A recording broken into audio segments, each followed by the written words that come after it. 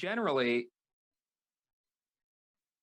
you know, when it comes to actually changing equipment, yeah, I feel like it should almost be a necessity by the time you actually decide to change something.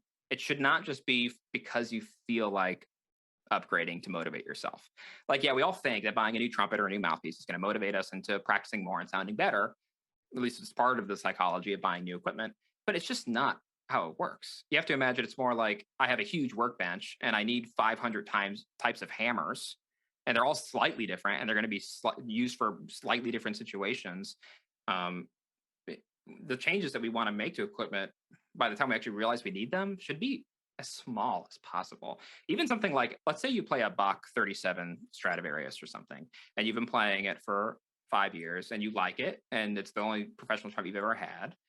But you're like, what if there's something a little bit, it feels like it's a little bit one thing or another. You can try something as simple as like twisting the screw on your water key, and that can change playing characteristics a little bit. You can go a little bigger. You can trade out a tuning slide, literally the same one. You could get another 37 tuning slide and switch it out, and it would feel different. I promise. Like, just it's bizarre. You don't even have to get something that's actually different in design.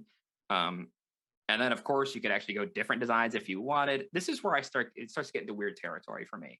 If you're going to modify a trumpet beyond to the point where it's not really stock anymore, it's always going to be really hard to have context for that. Like, you can read online that, this aftermarket lead pipe is going to make you sound darker, brighter, whatever, but you're not going to know until it's installed. And then when it's installed, it's too late. Like, you can't install the original one again and have it be identical, and you can't compare them A to B.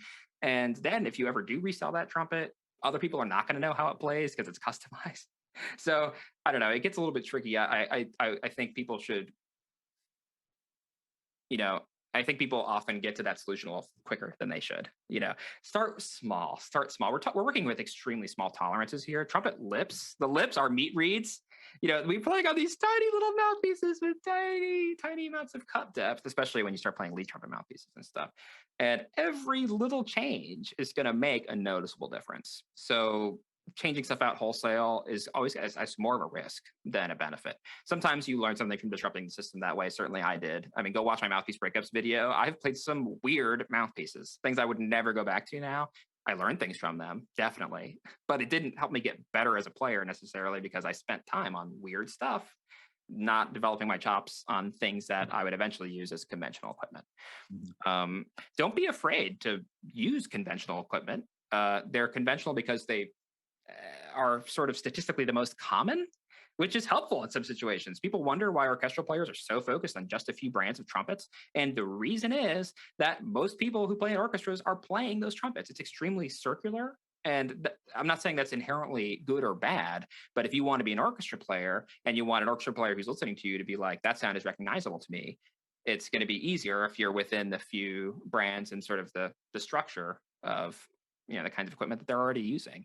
For jazz, honestly, it depends. I imagine it depends on what you're doing, but I always feel like the more solo you are, the more unique your sound can be, and just feel totally free to have the voice you want to have.